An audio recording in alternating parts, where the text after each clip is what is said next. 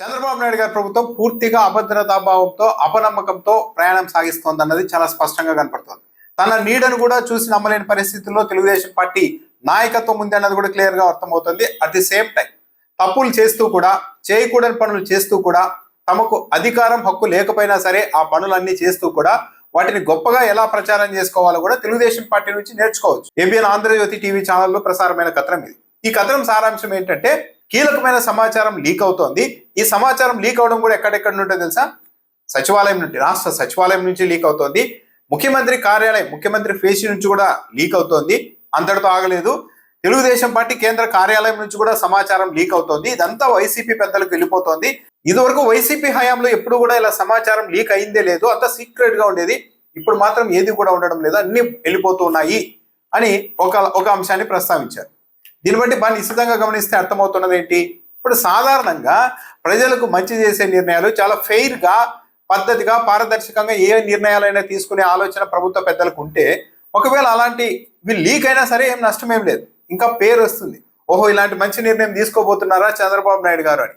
అలా కాకుండా లీక్ అవడం ద్వారా ప్రభుత్వానికి చెడ్డ పేరు వస్తుంది, నష్టం జరిగిపోతుంది అని తెలుగుదేశం పార్టీ మీడియా కూడా ఆందోళన వ్యక్తం చేస్తోంది. అంటే ఆ నిర్ణయాలన్నీ ప్రజా వ్యతిరేక నిర్ణయాలు, ముందే బయటకు వెళ్ళిపోతే డ్యామేజ్ జరుగుతుందన్న ఒక భయం ప్రభుత్వంలో కనపడుతోంది. సాధారణంగా మంచి నిర్ణయాలు అయితే అధికారులు ఎవరైనా లీక్ చేయాలనుకున్నా లీక్ చేసే పరిస్థితి ఉండదు. అవి తీవ్రమైన ప్రజా వ్యతిరేక నిర్ణయాలు, చేయకూడని నిర్ణయాలు అయినప్పుడే కొద్దిగా సామాజిక బాధ్యతతో ఉద్యోగంలో ఉన్నప్పటికీ కూడా వాళ్ళు నేరుగా బయటకు వచ్చి మాట్లాడలేక లీకులు ఇవ్వడం అనేది సహజంగా జరుగుతూ ఉంటుంది. ఇది ఎప్పుడు జరుగుతుంది? ప్రభుత్వ పెద్దలు తప్పుడు నిర్ణయాలు తీసుకుంటున్నప్పుడు ఈ లీకుల పర్వం అనేది కొనసాగుతుంది. వైసీపీ హయాంలో ఇలాంటి లీకులే జరగలేదు అంటే అలాంటి అవకాశం రాలేదు వాళ్ళకి. అంటే జగన్మోహన్ రెడ్డి నిర్ణయాలన్నీ ఫెయిర్గా ఉన్నాయేమో, లీక్ చేసినా కూడా నష్టం జరిగేటివేమీ లేవేమో. దాంతోపాటు ఎవరెవరైతే ఇలా సమాచారాన్ని లీక్ చేస్తున్నారన్న అనుమానం ఉందో ఆ అధికారుల మీద, అంటే ఉద్యోగుల మీద డైరెక్ట్ గా వాళ్ళ ఫోన్ల మీద కూడా నిఘా పెట్టేశారు అని ఏబిఎన్ ధృవీకరిస్తోంది. ఏబిఎన్ అంటే తెలుగుదేశం పార్టీకి అనుకూలంగా ఉంటుంది కాబట్టి ప్రభుత్వంలో ఏమేమి నిర్ణయాలు జరుగుతున్నాయి, పెద్దలు ఎలాంటి ఆలోచనతో ఉన్నారు, ఏ పనులు చేస్తున్నారు అనేది పక్కా సమాచారం ఉంటుంది. డైరెక్ట్ గా అధికారుల ఫోన్ల పైన నిఘా పెట్టేశారు తెలుస్తోంది, సమాచారం అని కూడా కాదు, ప్రభుత్వ పెద్దలు నిఘా పెట్టించేశారు అని చెప్తున్నారు. అంటే అధికారుల ఫోన్లు, సాధారణంగా అయితే ఒకరి ఫోన్ల మీద నిఘా పెట్టడం అనేది చట్టవిరుద్ధం. ఫోన్ ట్యాపింగ్ అనేది పెద్ద నేరం, నిఘా పెట్టడమే తప్పు. కానీ చట్టవిరుద్ధం అని తెలిసి కూడా ఈ పనులు చేస్తూ వాటిని ఇంత బహిరంగంగా అధికారుల ఫోన్ల మీద నిఘా పెట్టాం అని తన మీడియాలోని తెలుగుదేశం పార్టీ చెప్పిస్తోంది. అంటే ఎంత తెగింపు ఉండాలి, ఎంత ధైర్యం ఉండాలి. సాధారణంగా అయితే ఎవరైనా ఫోన్ ట్యాపింగ్ లాంటివి చేసినా, నిఘా పెట్టినా కూడా లేదు మేము చేయలేదని ఏ ప్రభుత్వమైనా చెప్పుకుంటుంది సాధారణంగా ఒకవేళ చేస్తే.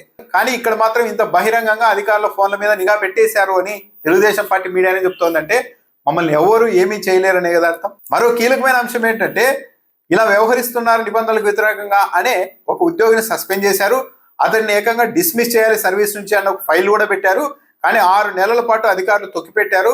చివరకు నారా లోకేష్ ప్రశ్నించేసరికి, నారా లోకేష్ నిలదీసేసరికి మరుసటి రోజే సదరు ఉద్యోగికి సంబంధించి డిస్మిస్ ఆర్డర్ వచ్చేసాయి అని చెప్తున్నారు. సచివాలయంలో అంటే వెంకటరామరెడ్డి ఉంటారు, డిస్మిస్ చేశారు ఆయన. అసలు సచివాలయంలో వెంకటరామరెడ్డిని డిస్మిస్ చేసేయాల్సిన ఫైల్ మీద నారా లోకేష్ గారు పెత్తనం ఎలా చేశారు? అంటే తండ్రి ముఖ్యమంత్రి కాబట్టి తన శాఖ కాకపోయినా సరే నారా లోకేష్ గారు అన్ని శాఖల్లో వేలు పెట్టి మొత్తం ప్రభుత్వాన్ని ఒక షాడో ముఖ్యమంత్రి లాగా శాసిస్తూ ఉన్నారు. ఇక్కడ షాడో ముఖ్యమంత్రి లాగా అనేది చాలా క్లియర్ గా అర్థమైపోతుంది. దీన్ని కూడా ఇంత బహిరంగంగా నారా లోకేష్ గారు ఆరా తీసిన తర్వాతనే, ఆయన ఆగ్రహం వ్యక్తం చేసిన తర్వాతనే డిస్మిస్ లో ఆర్డర్ వచ్చేసాయని చెప్తూ ఉన్నారంటే నారా లోకేష్ ఒక రాజ్యాంగేతర శక్తి, తన పరిధి కాకపోయినా మొత్తం శాసిస్తూ ఉన్నారు అన్న వివరాలని చెప్తే పబ్లిక్ ఏమనుకుంటారో అన్న భయం లేకుండా దాన్ని ఒక గర్వంగా, గొప్పగా చెప్పుకునే పరిస్థితికి తెలుగుదేశం పార్టీ మీడియా వెళ్తుంది. అంటే పబ్లిక్ ని వీళ్ళు ఎంత అండర్ ఎస్టిమేట్ చేస్తూ ఉండాలి. ఇంకా విచిత్రం ఏంటంటే, తెలుగుదేశం పార్టీ కేంద్ర కార్యాలయం నుంచి కూడా లీకులు అవుతున్నాయి అని రాశారు. తెలుగుదేశం పార్టీ కేంద్ర కార్యాలయం నుంచి లీకులే, రాష్ట్ర సచివాలయం నుంచి లీకులే, చివరకు చంద్రబాబు నాయుడు గారి కార్యాలయం నుంచి కూడా లీకులే జరుగుతుంటే ఇంకేమనాలి? అంటే సొంత పార్టీ ఆఫీస్లోని వ్యక్తులు, సొంత ముఖ్యమంత్రి కార్యాలయంలో పనిచేసే వ్యక్తులు, వాళ్ళని సాధారణంగా నమ్మకస్తుల్ని పెట్టుకుంటారు, వాళ్ళు కూడా లీకులు ఇచ్చే స్థాయికి వెళ్ళిపోతూ ఉన్నారంటే ఎంత తీవ్రమైన, సమాజానికి ఎంత హాని కలిగించేలాగా ప్రజా వ్యతిరేక నిర్ణయాలు తీసుకుంటూ ఉండాలి. లేకుంటే వీళ్ళు కూడా ఎలా లీక్ చేస్తారు? సో మొత్తం మీద తెలుగుదేశం పార్టీ ప్రభుత్వం తీసుకుంటున్న నిర్ణయాల్లో ప్రజా వ్యతిరేక నిర్ణయాలు చాలా తీవ్రంగా ఉన్నాయని దీన్ని బట్టి అర్థమవుతుంది. వాటిని ముందే లీక్ చేస్తే ఏమైపోతుందో అన్న ఒక భయం కనపడుతోంది. అంటే మొత్తం అపనమ్మకం. తమ నీడని కూడా తమ కార్యాలయాల్లో, తమ పార్టీ ఆఫీసులో, తన కార్యాలయంలో పనిచేసే వ్యక్తుల్ని కూడా నమ్మలేని స్థితిలోకి రాష్ట్ర ప్రభుత్వ పెద్దలు వెళ్ళిపోతూ ఉన్నారంటే ఫెయిర్ గా, పారదర్శకంగా పరిపాలన లేదు అన్నది చాలా స్పష్టంగా అర్థమైపోతుంది.